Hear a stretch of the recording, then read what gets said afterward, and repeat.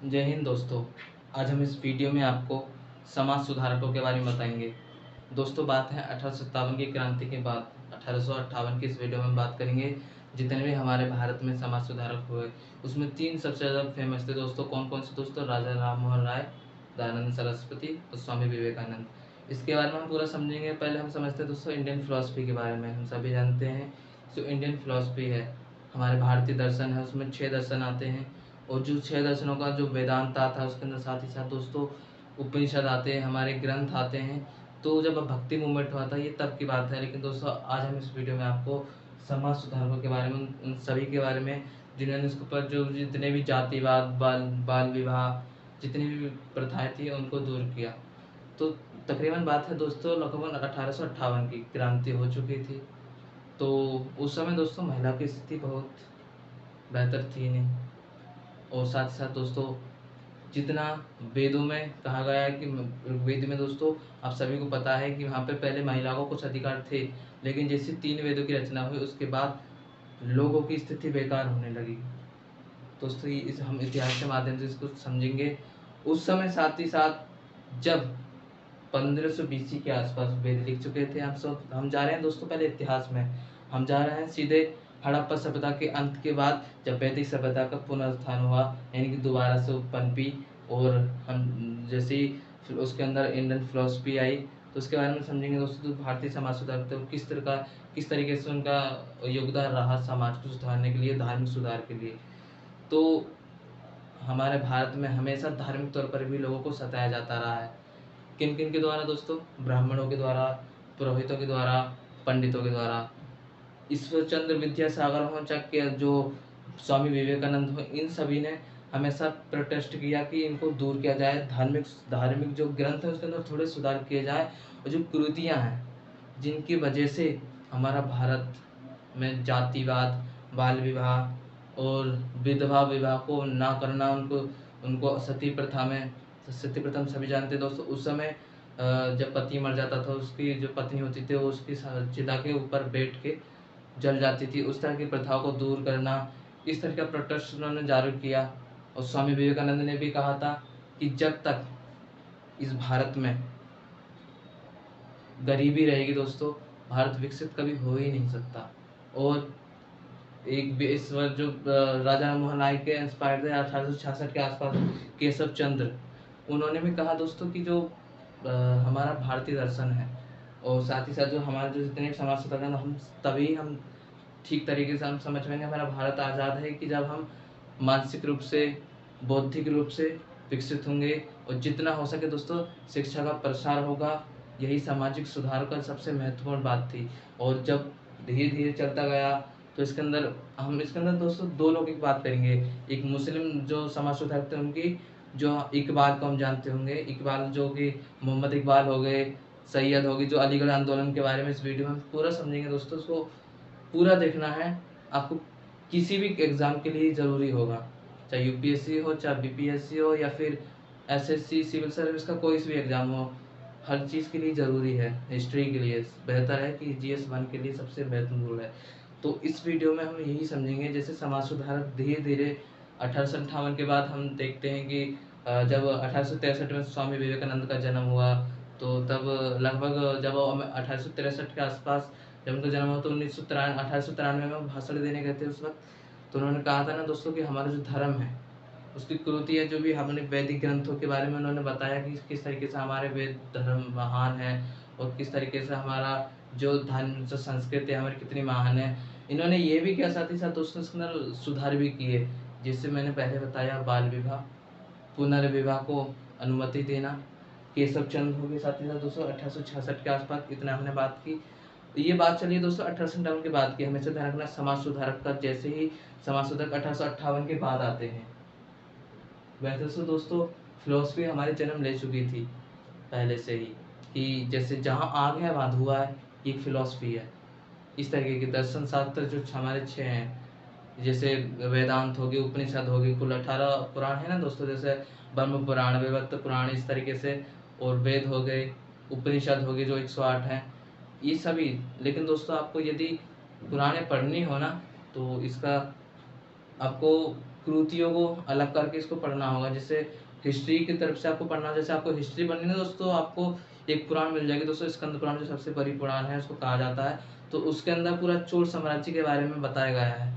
कार्तिकेय खंड के आसपास इसके अंदर आता है दोस्तों, आप इसमें पढ़ भी सकते हैं। और पूरा आपको प्रभास खंड जो गुजरात का इलाका है ना दोस्तों, उसका पूरा बताया गया है उसके अंदर कि कहाँ कहाँ क्या चीज़ है, किस तरीके से उसका नक्शा है, पूरा हिस्ट्री को इस तरीके से बताया गया। क्योंकि हमेशा ध्यान रखना है, पुराणों को बाद में लिखा गया था कब, 200 ईस्वी के आसपास, ईसा पूर्व से 200 ईस्वी के आसपास पुराणों का संकलन हुआ। तो इस वीडियो में पहली बात दोस्तों, जो समाज सुधारक थे उन्होंने बाल विवाह कुरीतियाँ जितनी भी थी उनको दूर किया। क्योंकि उस समय लोगों में इतना जातिवाद फैल चुका था कि ब्राह्मण अपने आप को बड़ा कहता था, क्षत्रिय अपने आप को बड़ा कहता था, वैश्य भी अपने आप को बड़ा कहता था, शूद्र को बहुत निचली जाति में रखा जाता था, जिसे हम आज अनुसूचित जनजाति कह सकते हैं। या फिर चांडाल हो गए, जिनको क्या कहा जाता था कि वो जो जिसका कोई लावारिस होता था दोस्तों, तो उसका लाश को उठा के ले जाना, उसका खाना उसी का, उसकी छाती की जो पिंड होता है उसको खुद ही खाना। छाती का पिंड समझते हो ना दोस्तों, जब कोई व्यक्ति मरता है तो उसके जो पिंड होते हैं वो आटे का बनाया जाता है, उसको खाते थे उस तरीके से। इतना ही गंदा उनका आत्मघात किया जाता था, उनको मन से मजबूत नहीं किया जाता था, तो उसको कमज़ोर किया जाता था। शुरू से ही ऐसा चलता आ रहा है। इसको दोस्तों रुक चुका है वैसे तो, लेकिन अभी भी समाज में ऐसा होता है। तो हम किस पे बात करते थे दोस्तों, केशव चंद्र थे। उन्होंने कहा था कि जो मानसिक रूप से इंसान मजबूत है, शिक्षा का प्रसार है उसके पास, तो वो असली समाज सुधारक, वो अपने देश को आगे ले जा सकता है। स्वामी विवेकानंद ने भी कहा था, जब तक ये जो ब्राह्मण है अपना ज़्यादा, जो सबसे गंदे लोग जो है ना दोस्तों, वो पंडित होते हैं, पुरोहित भी उससे गंदे लोग होते हैं। क्या एक बात की बात है दोस्तों, जब लगभग मैं 10-12 साल का था, तो मेरे हाथ में 500 रुपये थे। मैंने सोचा मैं खुले कराता हूँ। वो पंडित था, उसने क्या किया पंडित ने कि जेब में पैसा रख लिया, उसने दिया ही नहीं वापस करके। इस तरीके से दोस्तों ने विवेकानंद ने भी कहा था कि कि पुरोहित ज़्यादा अच्छे नहीं होते, पंडित तो उनसे भी बुरे होते हैं, ढोंगी पंडित होते हैं। कुछ पंडित कुछ हैं दोस्तों, कुछ सही हैं, लेकिन समझना ये है कि हम समाज सुधारक के बारे में पढ़ रहे हैं।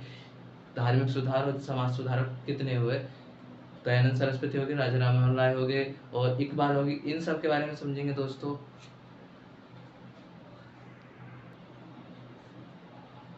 इसके बाद दोस्तों हम बात करें तो स्वामी विवेकानंद की हम बात कर रहे थे कि जब वह अमेरिका से लौटे 1893 के बाद, 2 साल बाद, 2-3-4 साल बाद इसके आसपास, तो जब वो आए उन्होंने देखा कि हमारे भारत में इतनी गरीबी है कि क्या, वो इतने रोए कि दोस्तों कि कुछ कहा ना जा सके।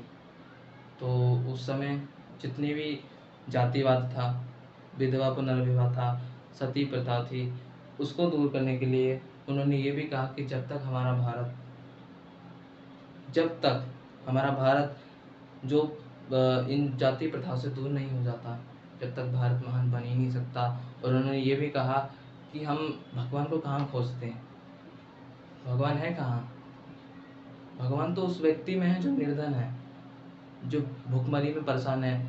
उन्होंने खुद कहा है कि मैं उसी व्यक्ति को, भगवान में उसी व्यक्ति को मानता हूँ जिसके अंदर जो निर्धन है, वो बेचारा, उसके लिए कुछ, उसके पास कुछ नहीं है, और यदि वो उसकी सेवा करे तो उस सेवा में उसके अंदर जो मनुष्य है उसके अंदर भगवान होते हैं।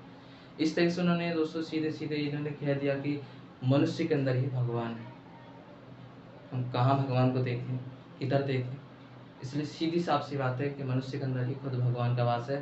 वो उसकी सेवा करेगा, लोग दूसरों की सेवा करेंगे तो भगवान समझ, वो भगवान से बढ़कर कुछ है ही नहीं। यहाँ तक कि वेदों में भी यही लिखा है, पुराणों में भी यही लिखा है, ग्रंथ में भी लिखा, उपनिषद में भी ये लिखा है। लेकिन दोस्तों जब मैं पढ़ रहा था स्कंद पुराण के बारे में, तो कुछ कृतियाँ थी, लेकिन जब कुछ कुछ मैंने पढ़ा तो मैंने समझा कि हाँ ये तो मेरे लिए काम का है। मैंने पढ़ा चोल साम्राज्य के बारे में कि वाह, 9वीं शताब्दी से 12वीं शताब्दी के, मेरे को सारा कुछ इसके बारे में डिटेल मिल गया। मेरे को मिल गया महात्मा बुद्ध, जब जितने भी पुराने हैं, जब महात्मा बुद्ध का जन्म होता है उसके पूरा सब कुछ दिया गया है स्कंद पुराण के अंदर। पहले खंड में आपको जाके देखना होगा, आपको खोलना होगा, उसको पूरा पढ़ना होगा, पहले खंड में है ये। और इसके अंदर जैसे जो चंद्रगुप्त का शासन है उसके बारे में बताया गया है। उसके अंदर पूरा पृथ्वी की, मैं ये नहीं कह रहा दोस्तों कि तुम उसे पढ़ो, मैं ये कह रहा हूँ उसको पहले समझो, उस पर आंदोलन करने से अच्छा है कि उसको समझना पहले कि किस तरीके से लोगों ने इसके ऊपर आवाज़ उठाई। तो कुरीतियाँ सिर्फ समाज सुधार को पढ़ने से कहने से कुरीतियाँ सामने नहीं आती। जब हम पढ़ते हैं तभी कुछ होता है, बिना पढ़े कुछ नहीं होने वाला। इसलिए पूरा उसको पढ़ना होगा। हमने बात की इसके अंदर स्वामी विवेकानंद, जो दयानंद सरस्वती, इसके बारे में। अब हम बात करते हैं अलीगढ़ आंदोलन के बारे में, जो सैयद के द्वारा किया गया था। जो मुझे जो जो अधिकतर मुस्लिम समुदाय, इसके अंदर जो मुस्लिम समुदाय था दोस्तों, उसके अंदर भी जाति थी, कई तरह की जाति थी। जो इनके द्वारा क्या कहा गया कि जो अल्लाह है वो एक है, पैगंबर उनका दूत है, इतना पक्का है। ठीक है दोस्तों, तो उसी में ये कहा गया कि जो उस समय जो मुस्लिम समुदाय में जितनी भी प्रथाएं थी, निकाह पर्दा प्रथा, को जैसे शादी होती है ना मुस्लिम समुदाय में, जो पर्दा प्रथा होती है उसके अंदर दिखाते नहीं है, उस तरह की ऐसी प्रथा को हटाना और प्रोटेस्ट करना इसके ऊपर कि गलत है। और ये कहना कि सिर्फ भगवान एक है, आप मनुष्य को भगवान मानो और दूसरा भगवान हो ही नहीं सकता, इसलिए मनुष्य में ही भगवान है। तो इसी वीडियो में हम इसके पूरा डिटेल समझेंगे दोस्तों, ध्यान से समझना है। कोई भी दिक्कत नहीं रहेगी किसी भी पेपर से, चाहे वो GS1 से ही दोस्तों आ सकता है, क्योंकि ये भी आ सकता है इथिक्स में आ सकता है दोस्तों। आपसे इथिक्स में नीति शास्त्र के बारे में पूछ लेता है, तो इसके बारे में हम पूरा ही समझेंगे। ये जो पूरा अलीगढ़ आंदोलन था इसके बारे में हम समझेंगे, जो सैयद अली के द्वारा किया गया था। ये एक सामाजिक सुधारक थे। और जो हम समझेंगे मोहम्मद इकबाल के बारे में, वो भी एक स्वामी विवेकानंद की तरह थे, लेकिन दोस्तों उन्होंने बाद में हिंदू विरोधी आंदोलन, उन्होंने मतलब आपस में लड़ाई करवाना ये सब शुरू कर दिया था।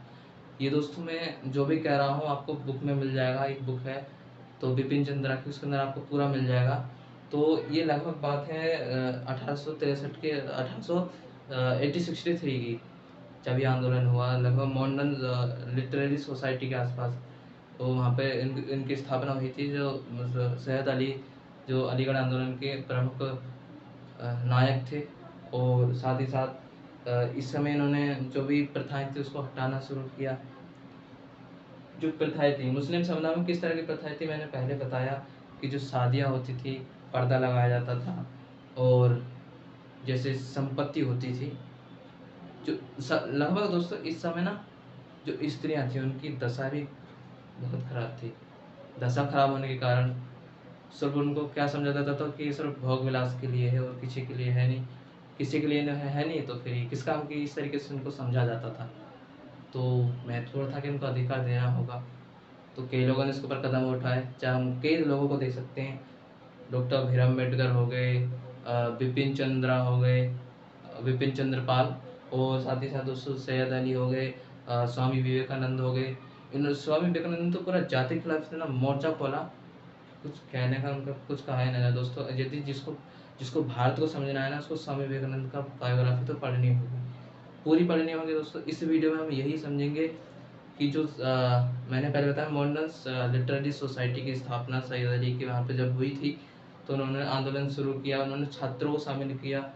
और जो उन्होंने ये भी कहा कि जैसे कि उस समय जो जिनको शिक्षा का अधिकार नहीं था, जो संपत्ति के बंटवारे में स्त्रियों को अधिकार नहीं था, जैसे कि पहले कहा जाता है ना दोस्तों कि ज्येष्ठ ज्येष्ठ जो पुत्र था उसी को अधिकार होगा, इस तरह की प्रथाएं होती थी।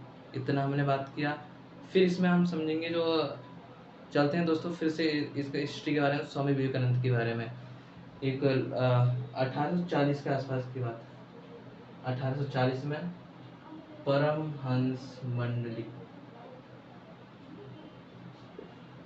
रामकृष्ण परमहंस के द्वारा परमहंस मंडली थी।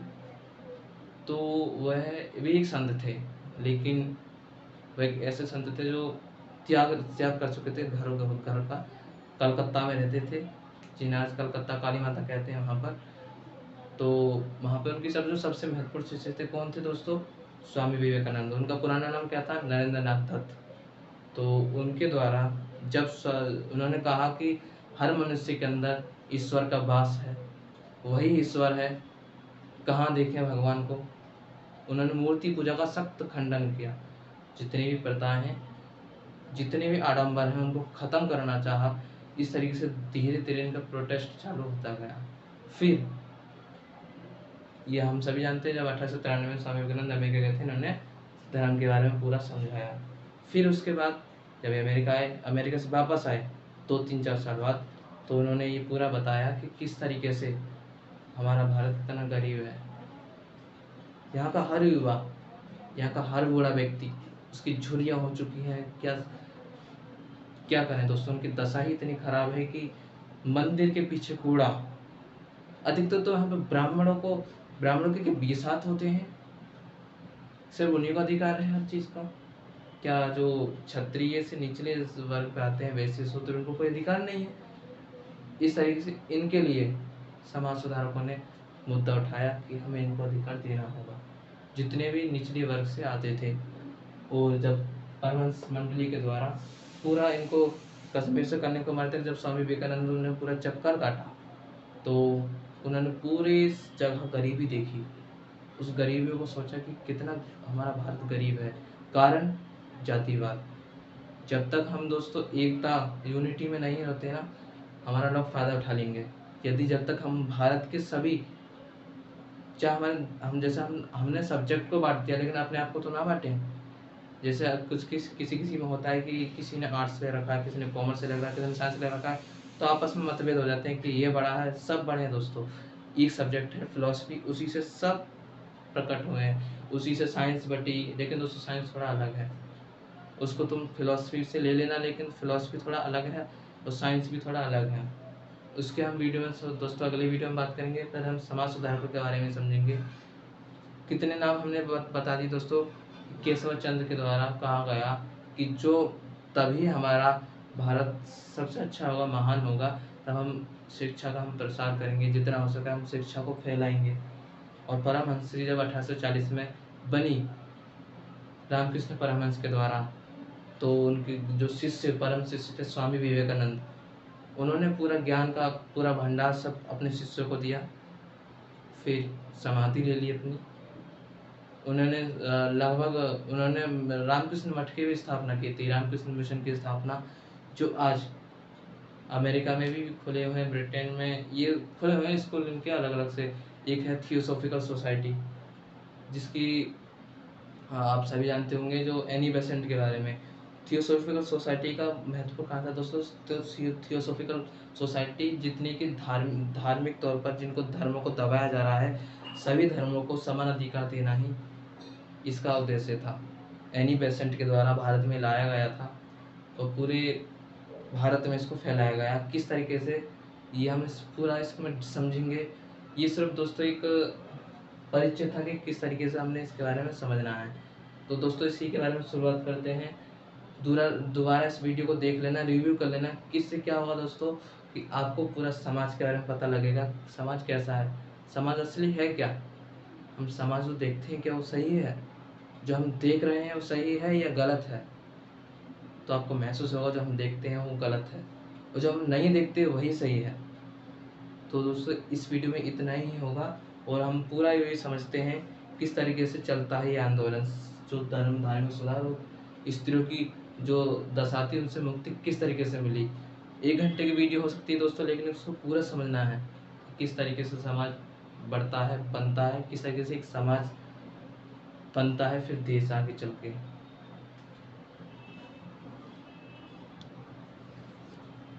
तो ये है दोस्तों पूरी फिलॉसफी का हमारा परिचय। शुरुआत करते हैं हम दोस्तों हम इसके बारे में। लगभग बात है 1857 की, क्रांति हो चुकी थी, लोग इसका विरोध करने शुरू कर दिए थे। 1858 के बाद शुरुआत होती है समाज सुधारकों की। 1866 में जब केशव चंद्र हो गए, देवेंद्रनाथ ठाकुर हो गए और राजा राममोहन राय हो गए, इनके द्वारा समाज में सुधार लाने के लिए, धार्मिक सुधार लाने के लिए जितने भी वेद ग्रंथ हैं उनका उल्लंघन करना, कि ये एक दोस्तों ये ना ही किसी भगवान के द्वारा लिखे गए। इनका कहना था कि भगवान के द्वारा नहीं लिखे गए हैं, इनकी मान्यता को तुम छोड़ो, आगे बढ़ो, वेदांत पढ़ो, और लेकिन तुम्हें कट्टरपंथी नहीं बनना। इस तरीके से नहीं बनना कि तुम देश को बर्बाद करने पे ही सीधे ले जाओ, तुल जाओ सीधे कि देश को बर्बाद करना है तो मुझे करना ही है। इस तरीके से क्या कर लेगा तुम? कर क्या लोगे तुम देश को बर्बाद करके? कुछ मिलेगा? इस देश को आगे चलाना है ना, तो फिलॉसफी आपको पढ़नी तो होगी, लेकिन इतनी फिलॉसफी मत पढ़ो कि तुम पागल खुद हो जाओ। लिमिटेड में पढ़ो फिलॉसफी। सब्जेक्ट है वो, एक सब्जेक्ट है, उसको ध्यान से समझ के पढ़ो ना। इस तरीके से फिलॉसफी नहीं चलती। फिलॉसफी को पढ़ना है, देखिए क्योंकि आप शुरू में पढ़ोगे तो आपका दिमाग से थोड़ा थोड़ा चक्कर सा आने लग जाएगा कि मैं कैसे पढ़ूँ इस फिलॉसफी को। तो फिलॉसफी सबसे महत्वपूर्ण है दोस्तों कि इसको शुरुआत से पढ़ना। ज्योग्राफिकली पहले ज्योग्राफी पढ़ो, मैं बताता हूँ। पहले ज्योग्राफी पढ़ो, फिर इतिहास को पढ़ो। ज्योग्राफी में बिग बैंग थ्योरी को पढ़ो, किस तरीके से शुरुआत हुई, किस तरीके से समाज बना, हम बंदर थे, जो चिंपैंजी थे, किस तरीके से हम विकसित हुए, इसके बारे में पढ़ो। फिर जब फिलॉसफी जन्म लेती है, सुकरात हो गए, प्लेटो हो गए, अरस्तु हो गए, इमैनुअल कांट हो गए। उन्होंने खुद कहा है, इमैनुअल कांट ने भी, ये इतने अच्छे अच्छे फिलोसफर हैं, इनको पढ़ो। ओशो को पढ़ो, कितने अच्छे अच्छे फिलोसफर धरे हैं। अपने भारत की देन है दोस्तों, भारत की देन में कितने सारे फिलोसफर हैं, उनको रीड ली करो, उनको समझो तो शुरुआत करते हैं। आर्य समाज की स्थापना हुई थी दोस्तों, कब हुई थी? जब इनके किसके द्वारा हुई थी दोस्तों आर्य समाज की स्थापना? आप ही बताइए, आर्य समाज की स्थापना किसके द्वारा की गई थी? आप कमेंट बॉक्स में जरूर बताइएगा। इसमें हम पहले 3 लोगों के बारे में पढ़ेंगे, महत्वपूर्ण है जो दयानंद सरस्वती, ब्रह्म समाज और स्वामी विवेकानंद। और जो मुस्लिम समुदाय है उसके द्वारा जो प्रोटेस्ट किया गया, क्योंकि दोस्तों केवल अपने भारत में योगदान केवल हिंदुओं का नहीं है।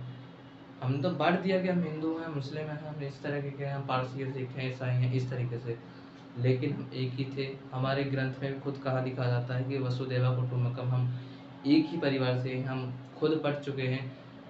महात्मा बुद्ध ने तो खुद कहा है कि हमने समाज बनाया है, लेकिन हमें भगवान ने बनाया है।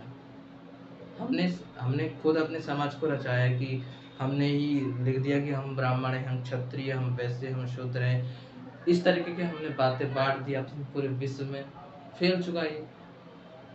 देख लो आप सऊदी अरब में, ईरान में किस तरीके से सुन्नी शिया का हमले होते रहते हैं। अपने आप में वो अपने आप को अलग मानते हैं कि हम सुन्नी, हम शिया हैं, इस तरीके से।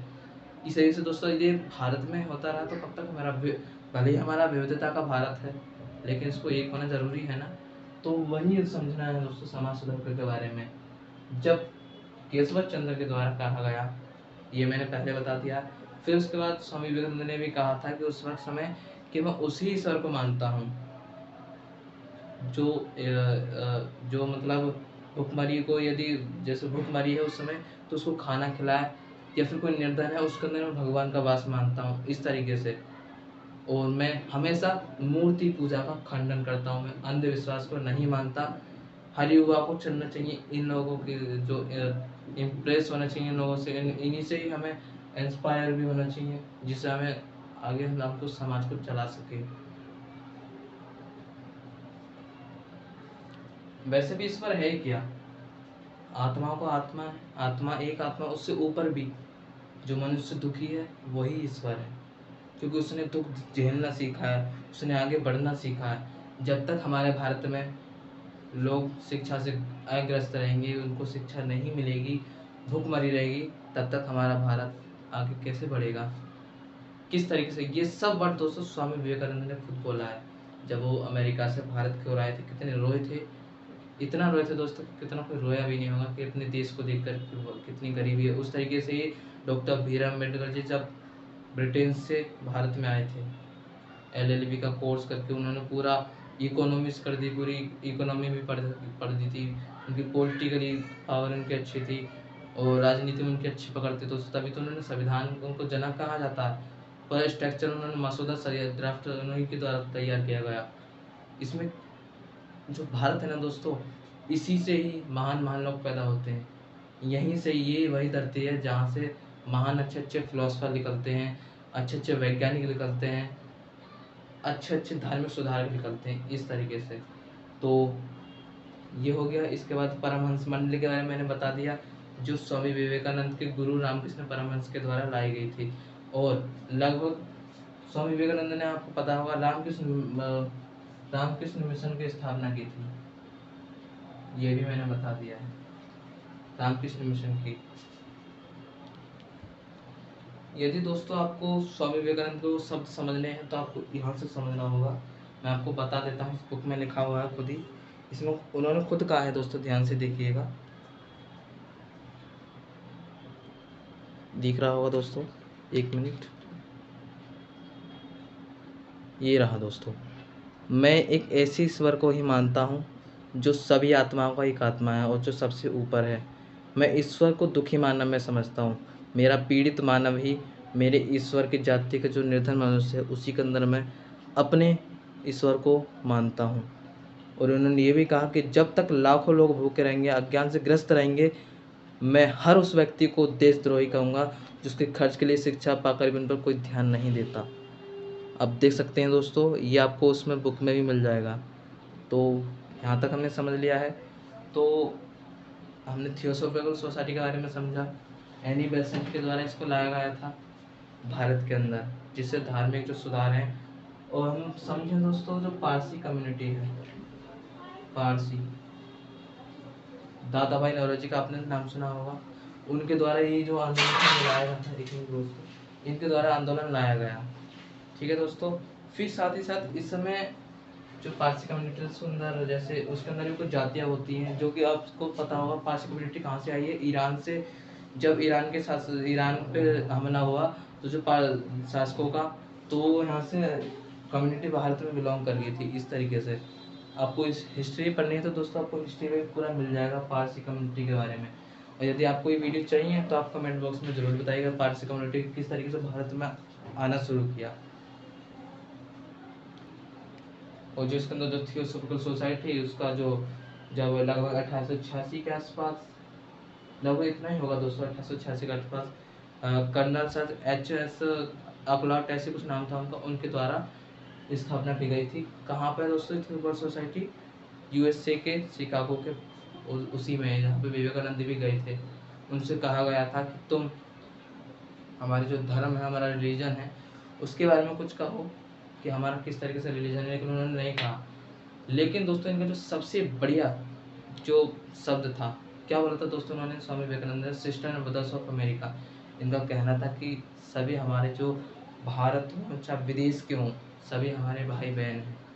ये सबसे अच्छा इन्होंने शब्द कहा पूरे विश्व में। इसका अभी तक कहा जाता है कि ये सबसे बड़ा शब्द है दोस्तों। किसी कोई इसे कह देगा, लोग बोलते हैं ladies and gentleman, good morning, hello everyone, इस तरीके से या आज के ज़माने में बोला जाता है। लेकिन उस समय एक चरित्रवान व्यक्ति जिसने अपने कैरेक्टर को लॉस कभी नहीं किया हो, उसके द्वारा ये शब्द कहा गया था।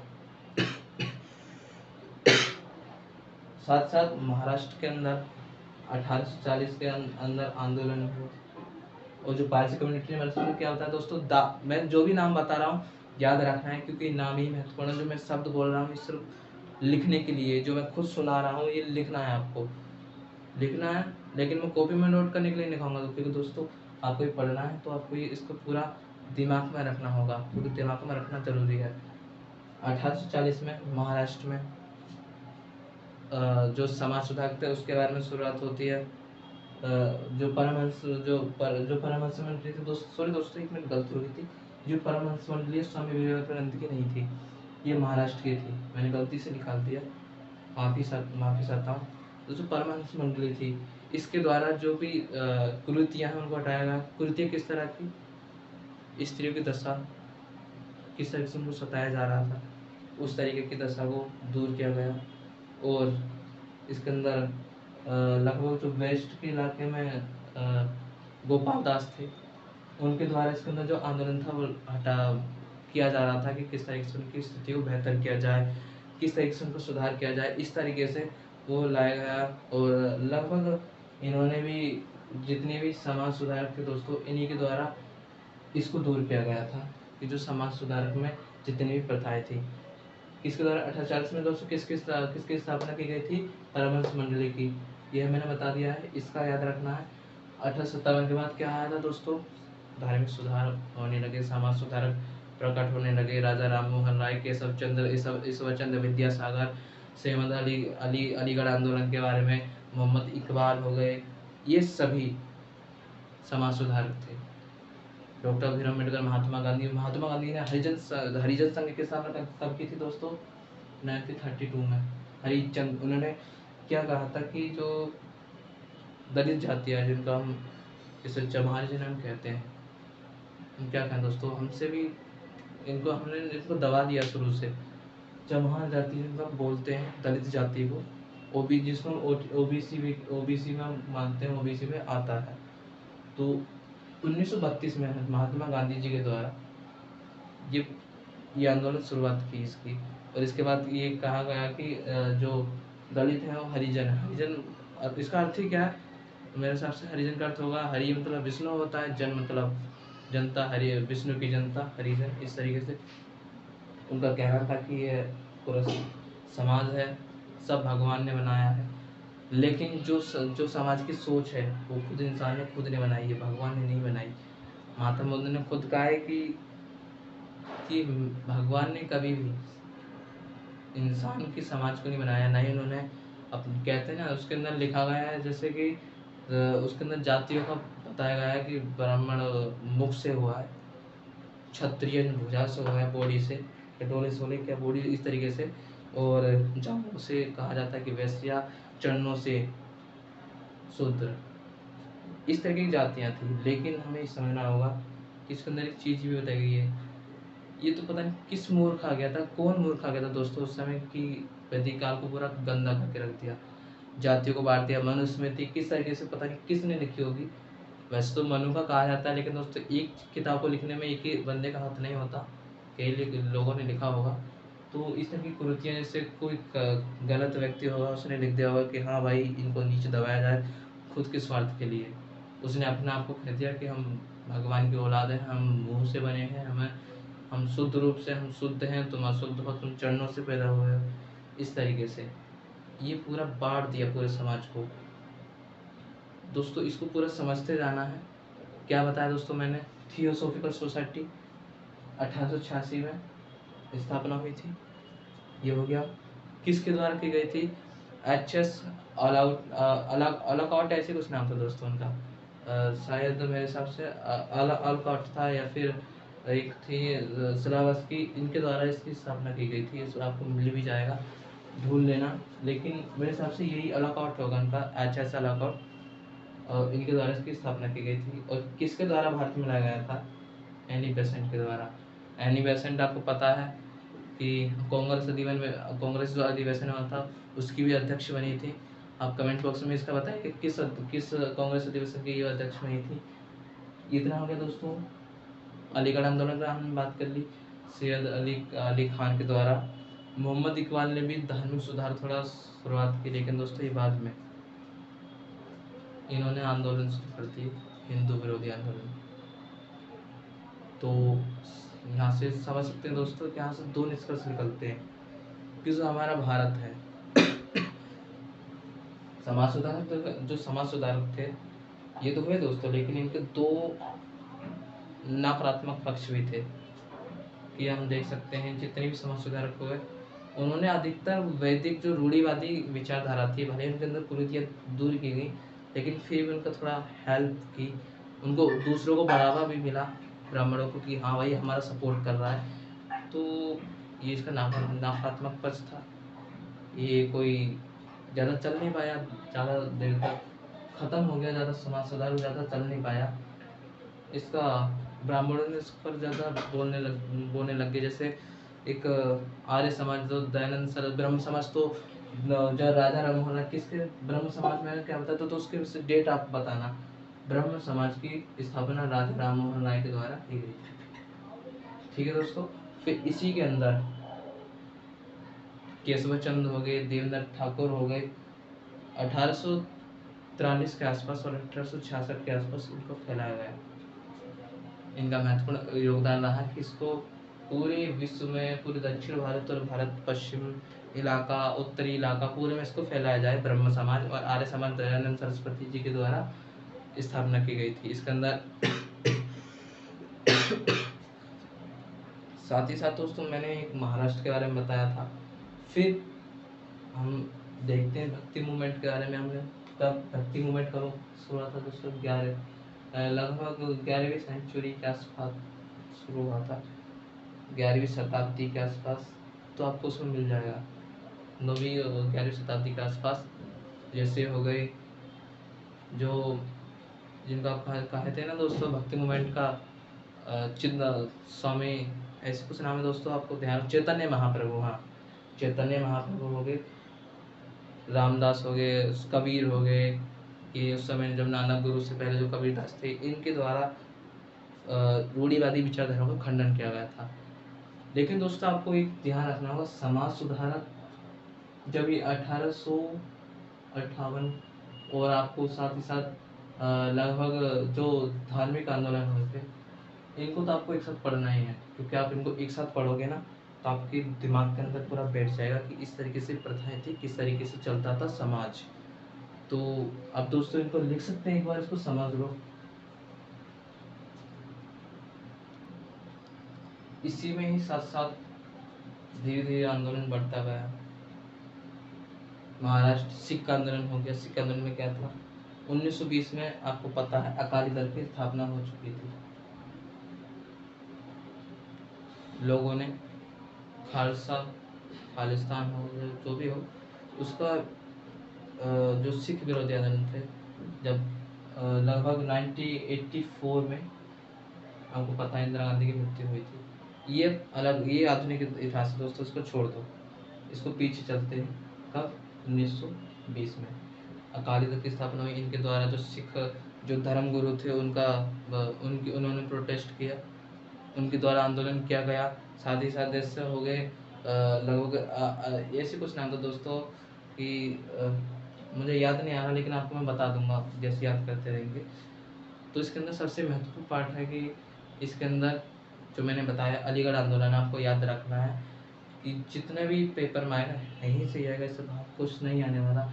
इंडियन फिलोसफी के बारे में हम समझेंगे दूसरे पार्ट में, किस तरीके से जो वेदांत हैं उसके बारे में पूरा समझेंगे।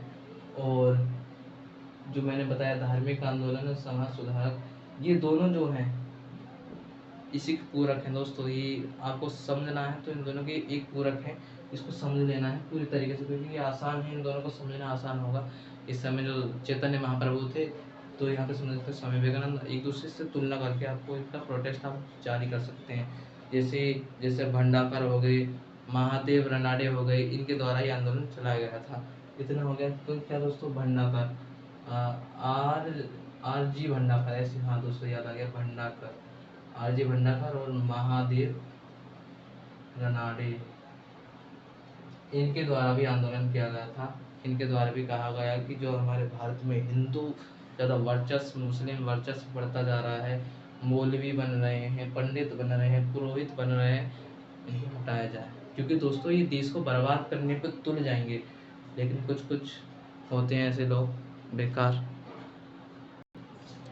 साथ ही साथ इसके अंदर जैसे दक्षिण भारत के अंदर वीर शैवलिंगम के द्वारा इसका आंदोलन चलाया गया, सबसे महत्वपूर्ण आंदोलन था।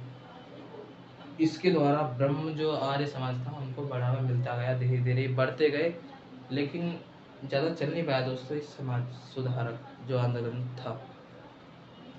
ध्यान से सुनना है दोस्तों इसको, मैं आपको इसको कहानी के तौर पे इसलिए बता रहा हूँ कि आपको कहानी के तौर पर ही समझ में आएगा। आपको इसको पढ़ना है, बुक में पढ़ना हो तो आपको बिपिन चंद्रा की बुक खरीदनी है, उसके अंदर आपको पूरा डिटेल ही मिल जाएगा। किसी भी एग्ज़ाम के लिए तैयारी करनी हो तो आप उससे समझ के कर सकते हैं। 1857 का विद्रोह के बारे में यदि आपको सिंपल ही समझना है ना, तो सारी बुक हटाओ, एनसीईआरटी को ले आओ। एनसीईआरटी सबसे महत्वपूर्ण बुक है, खासकर 12th क्लास की, क्योंकि 12वीं क्लास से जो बुक आएगी ना दोस्तों, हिस्ट्री की, तो पूरी पूरी डिटेल उसी के द्वारा दिया गया है। बस आपको 7वीं क्लास का पढ़ना है, जो जितने भी राजा हुए, अकबर, हुमायूं, जहांगीर, इन सब के बारे में, ये आपको उसी में ही मिलेगा। ठीक है दोस्तों, फिर इसके बाद हम आते हैं वीर शैवलिंगम के बारे में समझ लिया है, और इसके साथ जैसे गोपाल गजेंद्र अड़ाकर हो गए, इनके द्वारा क्या दोस्तों, मैं कहता हूँ 1 मिनट इसको मिटा देता हूँ।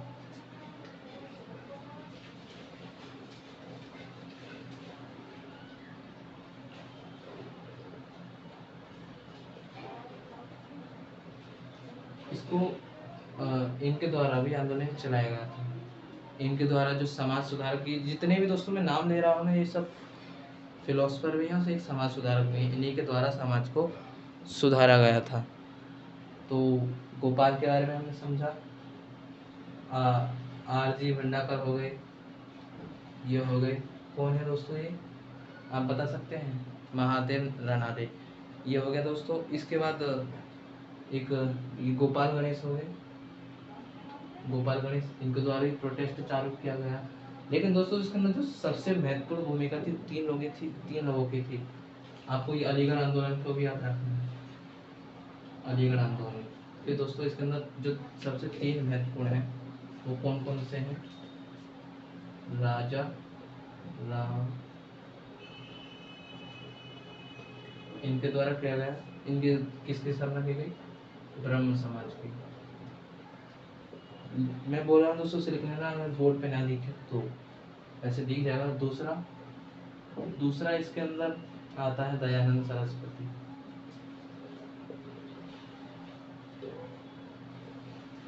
इसके अंदर दयानंद सरस्वती का आता है आर्य समाज।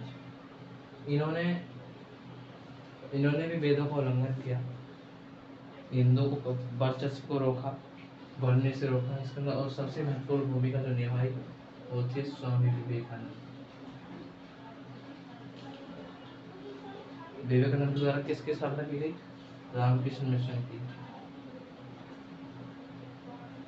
कब की गई दोस्तों? लगभग मेरे हिसाब से 1897 या फिर ऐसी कुछ है दोस्तों, आप देख लेना ध्यान से उसको पढ़ के। तो यहाँ तक हो गया दोस्तों। फिर ये सारे जितने भी आंदोलन हैं पहले मैं मिटा देता हूँ दोस्तों, फिर आगे चलते हैं। जितने भी राज्य उसमें आंदोलन हुए दोस्तों, हम इसके अंदर बात कर चुके पूरे समाज सुधारकों की। आप इसका दोबारा मैं क्यों कह रहा हूँ कि क्यों जरूरी है, क्योंकि आने वाले समय में समाज सुधार को हम भूलते जा रहे हैं। कितने इतिहासकार, कितने अच्छे इतिहासकार हुए हैं। वो हो गए गोपाल हरि देशमुख हो गए। वेस्ट में गोपाल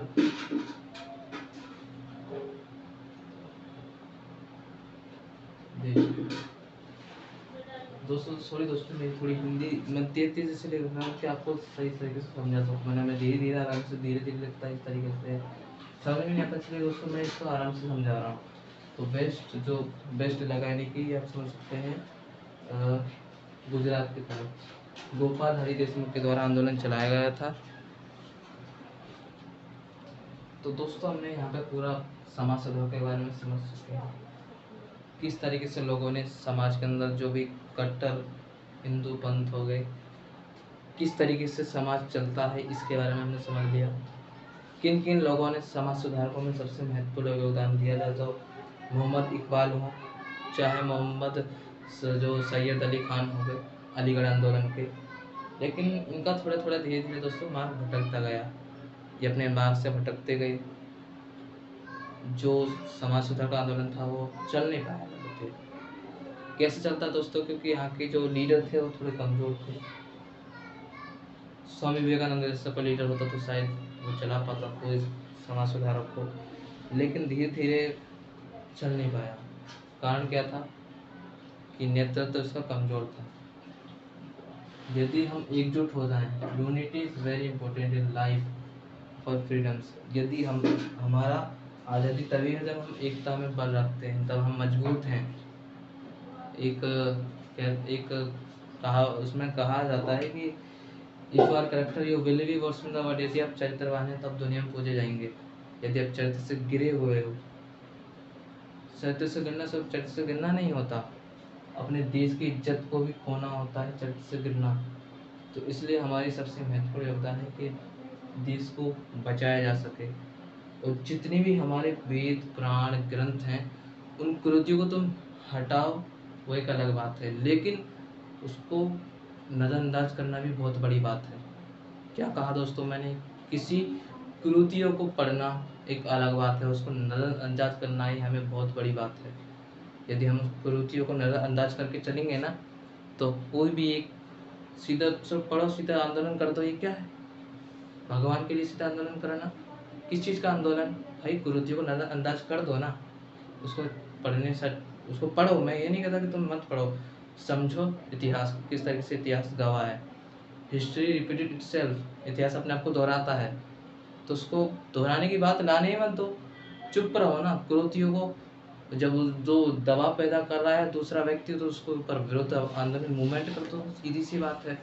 यही समाज सुधारकों ने शुरुआत से किया है, तो हमारा महत्वपूर्ण योगदान है कि हम कुरीतियों को पढ़ें, लेकिन उसको नज़रअंदाज करने हमारी सबसे बड़ी ये हमारी बुद्धिमत्ता ही होगी। हम किसी पुराण को पढ़ते हैं, किसी वेद को पढ़ते हैं, किसी ग्रंथ को भी पढ़ते हैं, तो हम इस चीज़ों को नज़रअंदाज यदि हमने कर दिया तो हम एक महान व्यक्ति हैं, वरना हम गिरे हुए हैं।